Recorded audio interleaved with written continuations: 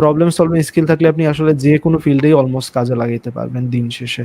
যখন একটা প্রজেক্টে কাজ করতে যাবেন দেখবেন ওই রিলেটেড কোনো না কোনো প্রবলেম আসতেছে কিংবা নতুন প্রবলেম আসতেছে। কিন্তু ওই নতুন প্রবলেম সলভ করার জন্য যে নলেজটা আসবে কোথা থেকে? আপনার ওই যে ভেঙে বিভিন্ন কাজ করছেন হয়তোবা ওইগুলো সবগুলা মিলিয়ে হচ্ছে একটা প্রবলেম সলভ করবেন।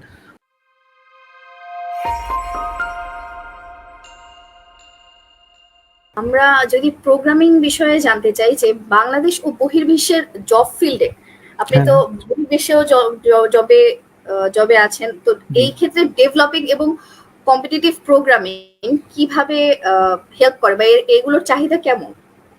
আচ্ছা, আমি শুরুর দিকে বলছিলাম আপনাদের খেয়াল আছে কিনা যে কম্পিটিটিভ প্রোগ্রামিং বা আমরা যারা প্রোগ্রামিং করি এটার কিন্তু জি ইমিডিয়েট বাজার কোনো ভ্যালু নাই। আপনি যখন জবের এপ্লাই করবেন কি ধরনের জবের এপ্লাই করবেন? ওই যেটা বললাম web development, Android development, software engineering. আপনাকে এই কোম্পানিতে জব নিবে কিন্তু প্রোগ্রামিং কম্পিটিশন করার জন্য না। আপনি যে প্রোগ্রামিং করে যা শিখেছেন অর্থাৎ আপনার যে প্রবলেম সলভিং যে বিষয়টা আয়ত্ত করেছেন সেইটা তার কোম্পানিতে বিভিন্ন প্রজেক্টে কাজে লাগানোর জন্য আপনার নিবে।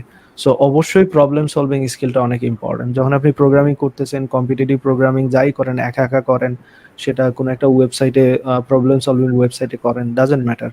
আসলে ওই স্কিলটা খুবই ইম্পর্টেন্ট। কারণ আপনি সেইখানে নিজেকে ট্রেন করতেছেন কিভাবে বিভিন্ন প্রবলেমকে সলভ করতে হয়। যখন একটা প্রজেক্টে কাজ করতে যাবেন দেখবেন ওই রিলেটেড কোনো না কোনো প্রবলেম আসতেছে কিংবা নতুন প্রবলেম আসতেছে। কিন্তু ওই নতুন প্রবলেম সলভ করার জন্য যে নলেজটা আসবে কোথা থেকে? আপনার ওই যে ভেঙে বিভিন্ন কাজ করছেন হয়তোবা ওইগুলো সবগুলা মিলিয়ে হচ্ছে একটা প্রবলেম সলভ করবেন। বা সেইখান থেকে কয়েকটা আইডিয়া নিয়ে আপনি প্রবলেম সলভ করবেন। তাই আপনার যদি ইনিশিয়াল কোনো আইডিয়াই নাই থাকে, কোনো একটা প্রবলেম কিভাবে সলভ করতে হয় শুরুই করতে পারেন না, বেসিক আইডিয়াই না থাকে তাহলে তো কাজ করতে পারবেন না।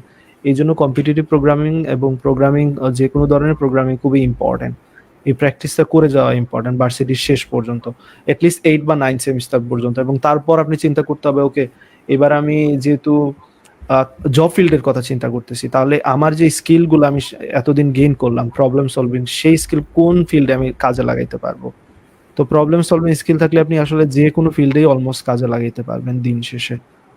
তো এই জন্য এই প্রবলেম সলভিংটা খুবই ইম্পর্টেন্ট। আমি রেকমেন্ড করি 8 থেকে 9 সেমিস্টার পর্যন্ত প্রবলেম সলভিং করা এন্ড দেন 10, 11, 12 এটলিস্ট এই লাস্টের 3টা আপনি রাখবেন যে রিয়েল লাইফের কোনো একটা জব রিলেটেড সেটা আমি চেষ্টা করবো আর কি সবাইকে রেকমেন্ড করার জন্য।